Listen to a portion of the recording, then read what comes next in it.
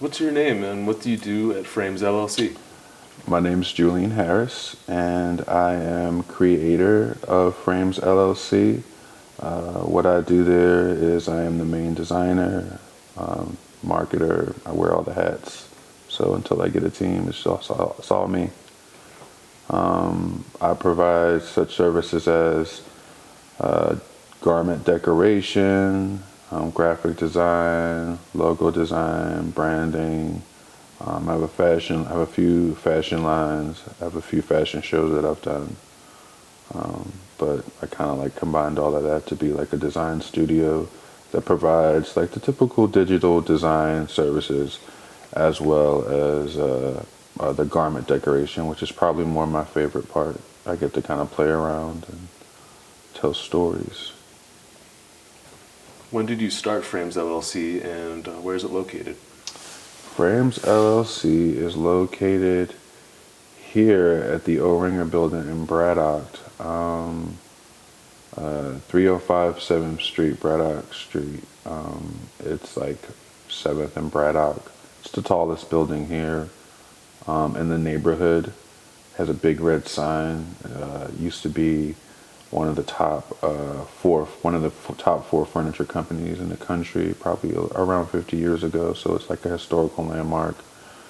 And Framez, I probably started it somewhere close to a year and a half ago. Yeah, about a year and a half. So it's almost 2 years old. So what inspired you to launch 3 unique fashion lines? Um,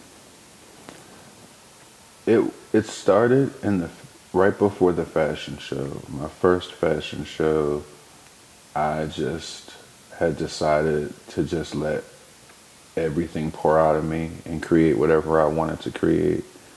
And in the process of doing that, the lines created themselves because I really feel like a line is really just like a stream of thoughts, you know? And so the first line, I Love You Pittsburgh, was the actual brand that I wanted to originally do all by itself. I thought that that was going to be the only brand, and I was really excited about it. And so coming up with the different logos, coming up with the different pieces and the material, like the content for the pieces, like the photography and everything. It was like this birthing thing. I was birthing I Love You Pittsburgh through Framez LLC. But then like the same process I went through for creating I Love You Pittsburgh kind of became a method that was a part of my madness, and the other brands kind of just happened. I have one brand called Grow, which is mostly dedicated to artwork that kind of celebrates nature. That's great. My favorite subject is mushrooms and mycelium, not just for psychedelic purposes, but also for medicinal purposes and just for like eco-friendly purposes. That, you know, mushroom and mycelium are a part of nature, and they do things like decompose old organic material. So it's like friendly, you know. It's not just this mushroom that you take and then you get superpowers and you can, you know, fight reptiles and do plumbing. You know, it's a whole thing. And so like mushrooms are what I use for grow. But when I came up with the logo, it was in the process of the fashion show, and I had started working on some pieces that involved artifacts of indigenous cultures in Africa, and masks and stuff like that. And then I would add like some piece of nature, more than likely a flower. So it was like a mask and a flower. That was always like how it worked, or a sculpture and a flower. And those were the elements that played. And so when I created the logo, it was kind of just for one piece. But it was like the logo came to me. And it's an interesting thing with logos, but I feel that when you're creating a brand, the logo is like a really important part. It's the heart of it. So sometimes the logo finds you when you just are designing and designing and designing. You just come across something, you get inspired, you start putting together the shapes, you start thinking about the color ratio, you start thinking about the way the image is like provoking some type of emotion or whatever. And when I came up with the logo for Grow, I took the O and I made the O a flower instead of being an O. And it felt classic. It felt like appropriate. I was really proud of it. And it was like, this makes sense. This looks like it's something already. And that I'm just kind of chiseling at this stone that this thing is already in. And so when Grow happened, I like made it apparent. I made it a point to share that in the fashion show that like Grow happened in the middle of doing designing for the show. That like in the middle of all this brainstorming and creating, that this whole brand just was born. And interestingly, I had a brand. I have another brand. It's called Hologram. Nothing is real. Anything is possible. Ideas that we all live in a simulation. And so some of the things in Hologram are really about pushing you to see outside of your reality, connecting things that seem to be from different contexts. For example, like this image here is like Michael Jordan and Iverson, but then superimposed over them is Tigger and Piglet. And Piglet is underneath Iverson, and Tigger is underneath Jordan. And there's like this secret story I'm playing if you're like into the sport of basketball and kind of have a relationship with these two characters, Allen Iverson and Michael Jordan. For me, it was that I'm from Philadelphia. And so I was in high school when Allen Iverson was like doing all the dope stuff. And so he's like a part of my youth. And so sharing the story between how Allen Iverson looked up to Michael Jordan and really aspired to be as awesome as Michael Jordan. But when it came down to them actually playing against each other, this is actually a scene where Michael Jordan is like telling Allen Iverson, like, you're a bitch. You know what I mean? And it's like interesting, like, you know, like never wanting to, the whole idea of like, don't ever like meet the people you look up to or whatever. But I think it's interesting because like Allen Iverson's like scratching his nose. So he's like not really listening. He's like, I'm going to do me. And I put a crown on his head, and the crown's like tilted to the side to show that he's like ready to break the rules and do it his own way. Michael Jordan's got the crown on his head, and he has a couple gems on it. Allen Iverson doesn't have gems yet because he didn't earn his stripes yet. And also, Michael Jordan is like wearing the crown properly. You know, it's set comfortably on his head. He's super comfortable. But he's not comfortable because this guy makes him uncomfortable because he's like doing what he wants. And I like that energy. It's like that Philly energy about like, I'm going to do it my way. Allen Iverson's number was 3. My favorite number is 3. He was always about crossing people over. And Piglet is crossing over Tigger, which I think is dope because the consensus would be that, you know, typically that Tigger would be the better basketball player. He's way more active. He bounces everywhere. Why wouldn't he be a better basketball player than Piglet? And you know, when they had this game, Allen Iverson crossed over Michael Jordan, and it was like a really big deal. And so it's like Piglet's crossing over Tigger, who's supposed to be clearly more equipped to be a better basketball player. And it says "Ya mean" at the top, which is this kind of like a hood term for like, you understand me, you with me. And it's like, this is Allen Iverson saying, you understand me, you know what I mean? And it's just like plain, simple, but there's a story to it. And when you first look at it, you don't see all of that. Right. And that was one of my favorite things about making this kind of art, is that it's the kind of art that when people see you wear that shirt or that hoodie, they're going to kind of always have this looming question as to what's going on. And it gives you an opportunity to share a story. And I think my brand, Hologram, is really about sharing stories across contexts. Stories that bleed in between what we think is real and what we think is fake. And how supposedly fictional narratives can be superimposed on reality, and stories can be told without the use of what we would think is fact. And so, because holograms, like, the whole idea is like nothing is real. That's why anything is possible. That's And great. so, yeah. So what's your favorite part about designing clothes? My favorite part about designing clothes is that I can do anything that I want. I can create something that doesn't exist.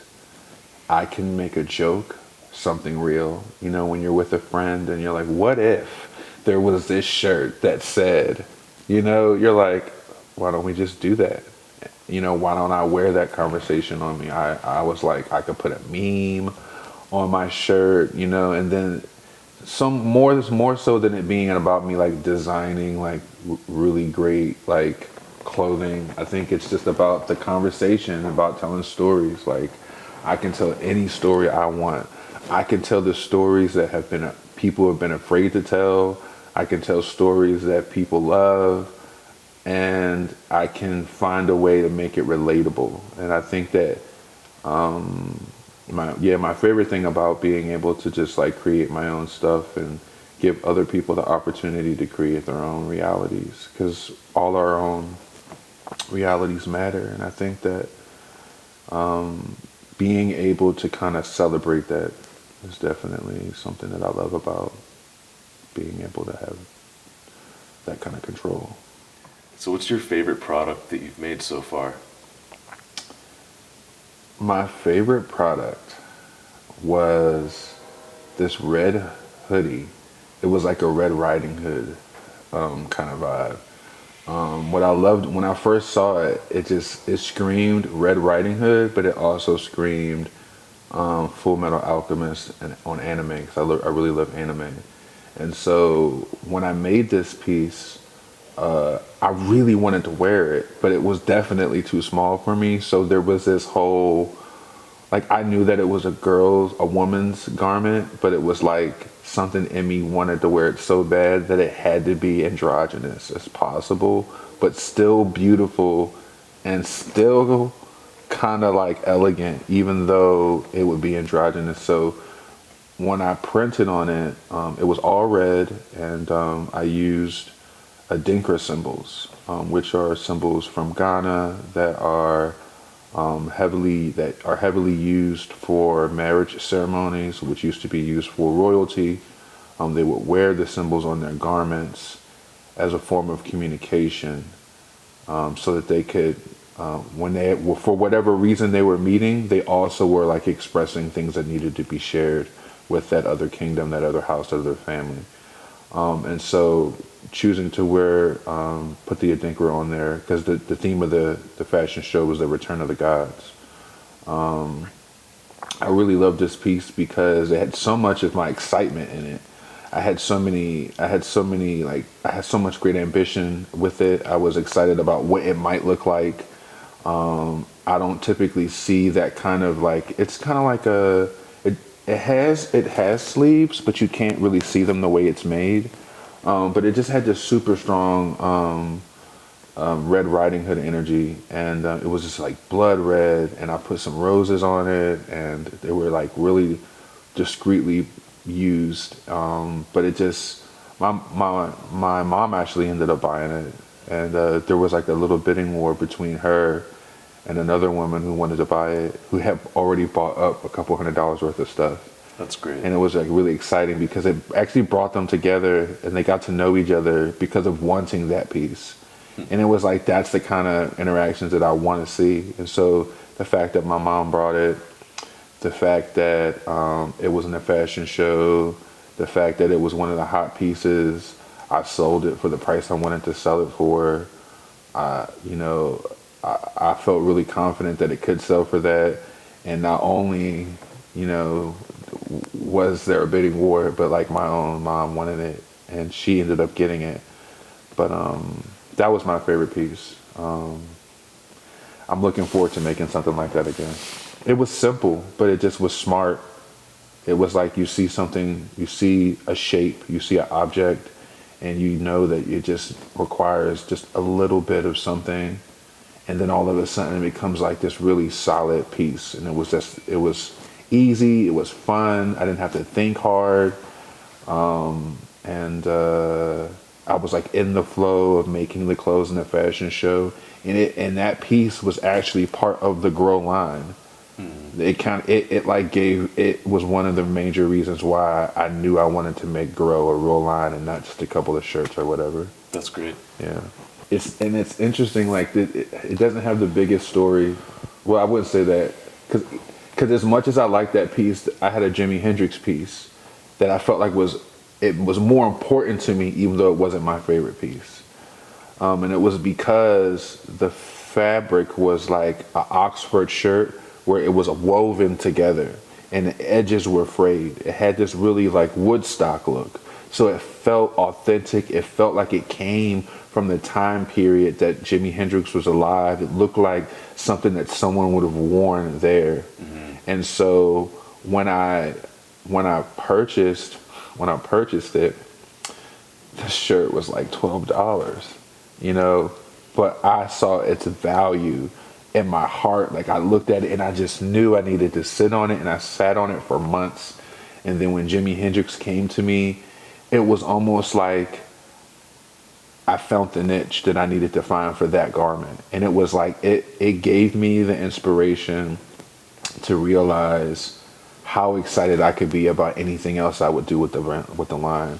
I felt like it was the most successful piece that I did because when I made it, I knew that it had a larger value than what it already had, that I was able to take something for something tiny and make it worth something bigger. And not that I was exploiting anyone, but that I knew the worth of my work at that moment. I knew that I had an eye for something and an experience that a customer wanted. And it was like, if I can just recreate this experience again, if I can make this a constant, I'll be okay. And it was like an explosion of confidence and happiness and gratification that I was able to take a garment that had character, that even though it might have only seemed to be $12 for where I got it on sale, who knows how much it cost when it originally came out, but that it turned into a $200 shirt because I knew its worth. And it was like, whoa, I think I could do this for real. So describe a new piece of apparel that you're excited to make for the first time. Yeah, someone might steal this, but that's okay. Because we're all out here doing it. I'm really excited about coming out with like a hoodie that has Velcro in specific places, and there will be like a pack, like a pouch that has all these different Velcro patches that you can put in that specific area and location of the hoodie. But that means you could change it, and that means each one of these patches gives you an opportunity to say something different about yourself every time you wear that piece. I'm not entirely sure what it's going to look like yet, but I know that it's been a goal since before I had the fashion line to make this kind of piece. Sounds awesome. Yeah, I think giving people an opportunity to like change how they feel with the same garment, say something different every time, it makes the shirt more. So yeah. That's brilliant. Mm-hmm. So where do you see your fashion lines going in the next 5 to 10 years? In the next 5 to 10 years, I'm seeing me open up my own location. I'm seeing me having a team of young and up and coming artists who basically I'm gonna like mentor to doing their own thing.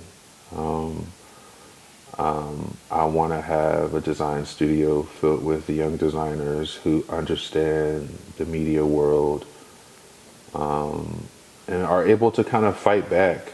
I feel like when I started to learn graphic design, I realized it was mind control.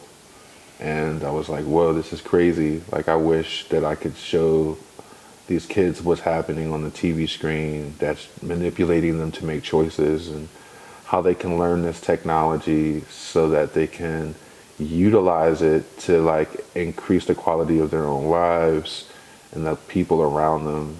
You would think such a simple task as being a graphic designer how is that going to make such a huge change? But like when you have control of narratives and stories and visuals, you have the ability to give people new visions, new frames of reality. And I think that, teaching young adults, mentoring them, or just giving them the space to create on their own, I feel like I make the world a better place, because at least there'll be young adults who will know the game. They'll see the TV, and they'll know like, oh, this isn't for me, or this is for me, or I see what they're doing. It's like when you watch a movie and you want to break apart the plot point and everything, because you know movies really well. You're like, oh, So that's the big thing. I see myself with a studio that's pretty much running itself, and that I get to like enjoy my life and create when I feel like it, knowing that I'm leaving space for others to create behind me. That's awesome. Clothing lines, I'm gonna always love making clothing lines, but I think ultimately I just want to provide the opportunity for everyday people who want to make their own stuff. I think people deserve to have their own line of clothing, even if that's just their wardrobe. That's cool. I think that would change the way we see fashion. Because we buy stuff from the store all the time. I look at things in the store that I know I'll never buy because I can make it myself. And then I think about like all the work it takes for me to make a shirt versus like a company having shirts made in China or in some country where like people are getting paid crappy. I could like remove that whole thing and be like, you can be the person making your own stuff because you have something to say. And you should say it. So I think before my time runs out, that I see myself with a like fully functional design studio. I probably will go beyond digital, but I'm gonna start with digital. It's gonna be the heart. I think it's the most interesting place to be because of the internet and the kind of world we're living in now. I just want to be able to have a place where I can empower the youth and my peers to create, to make new realities. So 5 years, big studio, hopefully warehouse. So what inspired you to make all three of your fashion lines unisex? I love clothes. I love fucking clothes, excuse my language. I love shopping for clothes. I've always loved, I've had friends we used to share clothes together, and like, it just like, oh, I'll borrow your jacket, you'll borrow my sneakers. Like, I miss those times. But I would say 3 lines. What inspired me to make those 3 lines, you're meaning? Unisex, sorry. So unisex, I just feel like there's certain things you could wear. It doesn't matter if it's supposedly a woman's jacket or, and you're a guy and you're like, but that jacket looks so great and it would look so good on me. Like, why does it have to be a man or a woman's shirt?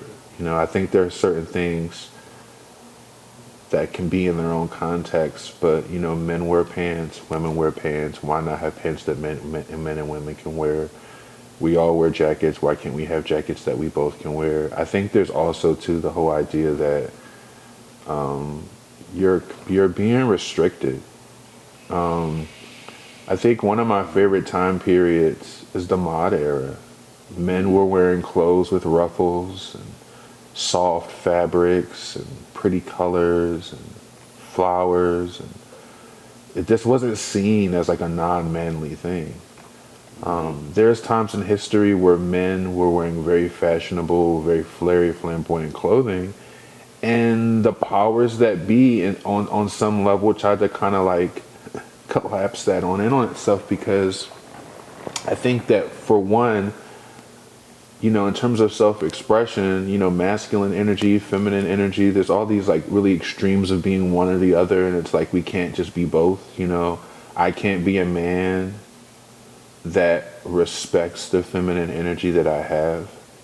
For example, clothes that are like loose fitting and thin fabrics that flow are mostly for women. You know, unless you're talking about clothes you wear at the beach or something.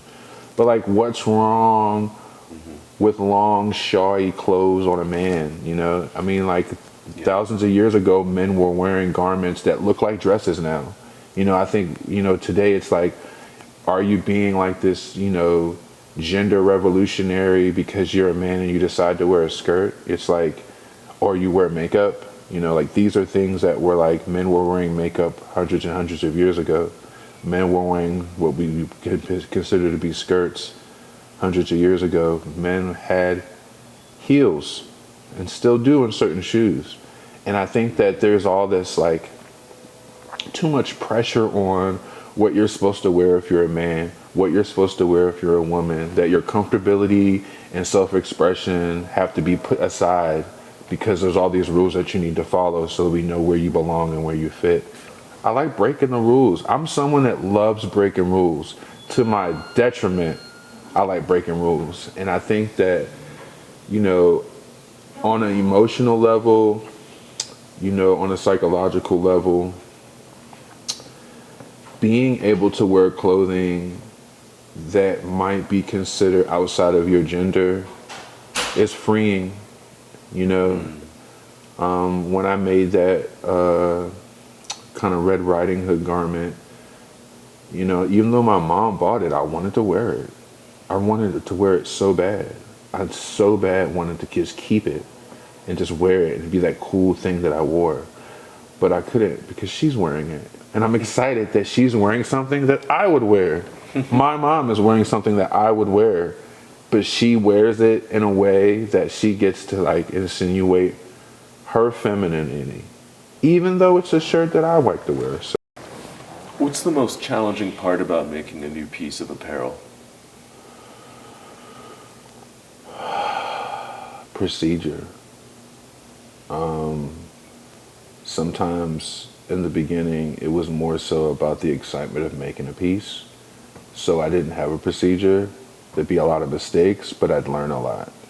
But whenever I find that there's a piece that I want to repeat, then I have to accept that there's a procedure I'm going to have to develop so that I can kind of streamline whatever that is. And sometimes it's the fun of freestyling that I have to like put down so that I can be kind of a little bit more refined. Because I'm coming from a place where I just let all my imagination flow out of me just so I could just allow myself to believe in myself as an artist. That's great. But now as I want to become more refined, I want my pieces to be more distinct, you know, and recognizable. I think that, you know, the procedure so that there is a space being held for, you know, okay, what's the logo placement going to be like, you know, how am I, how am I going about making sure that the first shirt or first garment and the second garment and the third garment are going to look the same?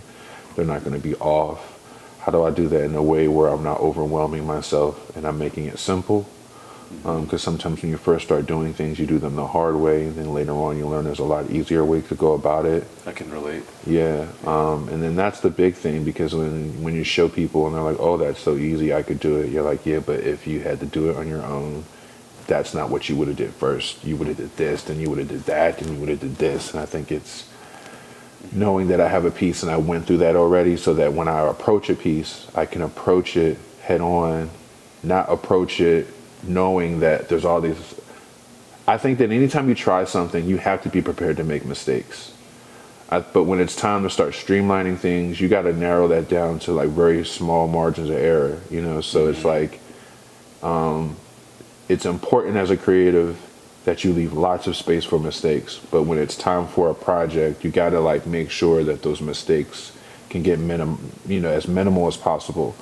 And so there's that, you know, making sure, for example, if I'm printing on sublimating on a shirt that's white, you know, that I make sure I put the inserts inside the shirt so that the image doesn't bleed through the front of the shirt, go through the middle, and then go through the back, and then you can see it all the way through. little things like that you don't pay attention to because you just want to put the image on top of the shirt. You want to press it. You're excited. Before you know it, the image is in the front and in the back, and it doesn't look it anymore. And it's like, or like the image needed to be inverted because sublimation requires inversion, so that like because it's flipping over. And if you don't invert it, then that means you just printed it on something and it's backwards, and it's only going to look cool if there's a mirror in front of you. And when you have procedure, you kind of really make sure those things don't happen a lot.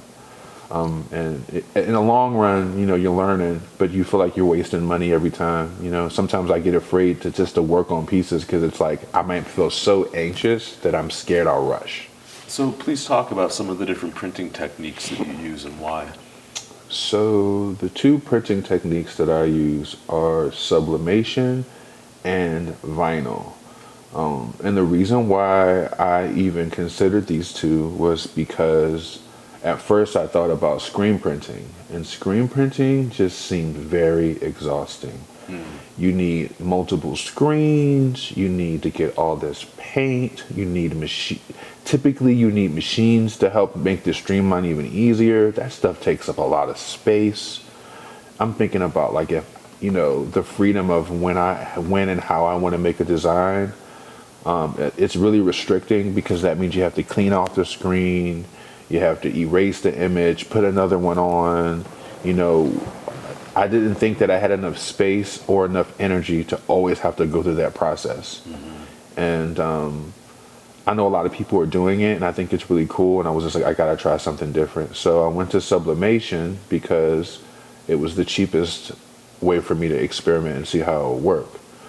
Sublimation is like the process is the ink that's used is kind of turned into a gas, and then it's like solidified on whatever it's being printed on. So for example, like this image here is sublimation. The image is kind of inside it, like it's a tattoo or something, versus vinyl, which is more like a sticker. It's plastic. And that's like some of these images that are on my pants here. These are vinyl. That's great. And so the difference I like is that sometimes you can get a really cool vintage look with sublimation, especially if the color is really strong on the garment and it's kind of like a faded vibe. But there are ways to make the sublimation very clean and colorful. But sublimation is dependent upon your garment being 50% polyester, 50% cotton. But it really prefers polyester. When doing sublimation, that's the thing you got to pay attention to is the ratio between cotton and polyester. And it might not be polyester. It might be nylon. It might be some other synthetic, and because it does great with synthetics. Now, vinyl doesn't matter. You can vinyl on anything because it's pretty much like a sticker going on top of a fabric. It heats up, it sticks, it never leaves. I like both. Sometimes I use them together. Sometimes I keep them separate depending upon the nature of the garment. But for example, a hoodie like this one right here, this is screen printing. But because of like the fact that this is black, you know, sublimation wouldn't show up on here. So you wouldn't see this. It would just be nothing. But if I used vinyl, like what's on my pants and stuff, it would come up and the color would pop. So for a hoodie like this, vinyl would be the better way to go about it. Now, let's say this hoodie was like white or tan, you know, then if I did sublimation on it, it could show up because it wouldn't be competing with the color black. It wouldn't be competing with any of the colors. And so there's all these, you know, variables you have to pay attention to, but knowing that I have those two extremes to play with, I can do them separately, I can do them together. There are ways where you can do vinyl and use a procedure that's like screen printing. So I haven't gotten to that yet, but I think it's really cool. I think that, you know, there's so many people doing screen printing, you know, and I just wanted to find something different that I could master, that I could try something new. Because there's things that you can't do. For example, I can make an image on the computer and on the fly print it on, and that's it, But with the screen printing, it takes hours, if not days, to just clean a screen if you don't want that image anymore. Or how many screens you're going to need for one image. It's like how many screens would I have needed to make this image if this was screen printing? It's like I don't, so it's not that it's bad, it's just that I don't want to be a part of that process. I understand. Yeah. Yeah. So 2020, I was a program manager for an after-school program, and there were some of the kids that didn't care for some of the classes that they had. And so I started teaching Introduction to Graphic Design, but I started with paper. And I would just teach kids about like drawing a frame on a white piece of paper. What are the elements that you're putting in that frame? Because that frame is where the audience is going. And then we would watch commercials with no sound, and I'd like have them explain to me what they're getting out of it, with there being no sound, so we can pay attention to color, all that kind of stuff. That's so cool. And then once we got to a point where they really understood the process, I took one of the students and I let her use a program called GIMP, which is like a open source version of Photoshop. And she did a really great job. I showed her about layers. I helped her make an image based off all these different layers, and she had this wonderful narrative. And then when the pandemic hit, the kids couldn't come anymore. And so it was really hard to work with the kids because they couldn't physically come into the class. So that's a bummer. My executive director was very awesome, was very awesome enough to mention, I could do an online graphic design course for the summertime, just to kind of keep the kids together. So we sent these kids these tablets. We sent them this kit fit with all this collage stuff. And I used Google Classrooms, and, I had a great collection of YouTube videos that I had put together that helped support the curriculum on helping the kids learn about, elements of art, principles of design, a little bit about the history of graphic design, just like the real cool, fun stuff. I had to really pick through it. I had to make like a fake album cover. I had to make like, my favorite part was like the exam was that you had to make a magazine cover.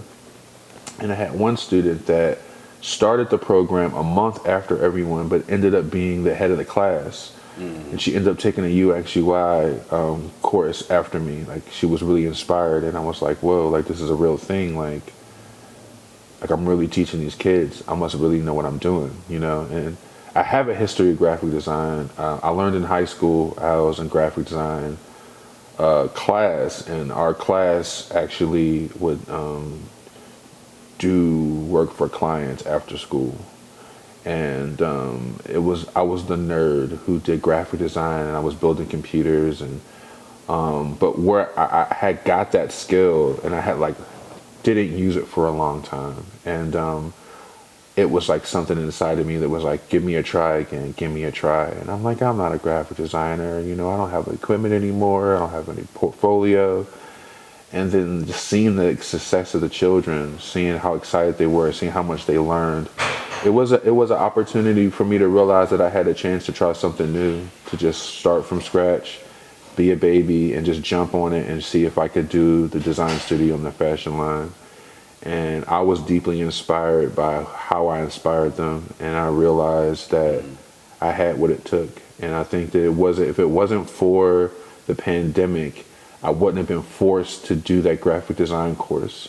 And when I taught it, I had to reteach myself graphic design, because I just remembered all the elements. I knew what to do, but it was like, I need to explain everything to these kids. I can't just show them about layers and leave it at that. Like, they need to have some type of experience. And so, I had to go back learning about different file types and lossy files and lossless files, and how teaching them this stuff was going to help them be better graphic designers, because most graphic designers don't communicate very well with their clients about why a piece is going to take as long as it's going to take, what's required for this, and why it's going to cost as much as it's going to cost. What file type they need specifically to get a particular project done. What file type is going to be used if you're going to have the image on computer or if it's going to be printed out. Like these things were things that would make them more confident than the average graphic designer who may have more technical skill, but because of their ability to engage and educate their client and be able to pretty much say, I can figure this out even if I don't have the skills right here, I know how to come together, I know how to bring tools together. I wanted them to feel like even if I'm not as good as person here, I can probably make a client feel more confident about getting that project done and probably still get it done, because you can be a really great graphic designer and really create amazing work, but it might not be what the client asks for. It might just be what they want because they think they're such a great artist that you should just be happy with whatever they give you because they have a great portfolio, you know? And it's like, I wanted them to be able to humanize the experience. And I was very happy about all of that. And it just made me know that I could do all of this in the first place. And so because of the summer program, I was afraid to teach because I had never taught graphic design before. I just did it. And I had 10 students, and I worked with them for months, and I had to learn how to engage them, you know, when they were getting bored. I had to learn how to be funny. I had to learn how to ask them questions and keep them in and not have them like fade away. I had to like explain to them and answer their questions and help them learn how to figure out the answers to their own questions. And I was like, whoa, I can do this for me.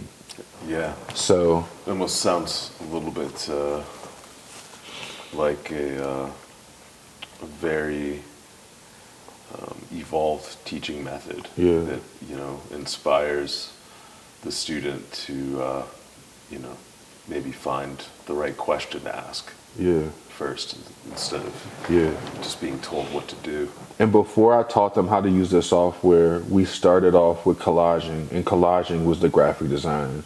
So it was like finding the images, creating the context, finding the color scheme. What is your substrate? Is it wood? Is it fabric? You know. Mm-hmm. And when they found the confidence to make these collages, in one context you're like, okay, they make collages, and then in another context you're like, they just did graphic design without computers. So now you plug in this software, these tools, this process, and you know that you already did that with the fabrics, with the scissors, with the glue. So now it's not as intimidating. Now, I didn't learn that way, but I thought that was fun, and they really enjoyed it. And I was just like, I can do this for myself. Mm-hmm. And so, you know, that was like a really big deal, knowing that I was able to do it for myself, seeing them grow from it, and realizing that that I was in my way. And there's probably a lot of people in their own way when they want to try that new thing. Mm-hmm. So, yeah, I can relate to that definitely. Awesome. Great answer, man. Thanks. Great talk.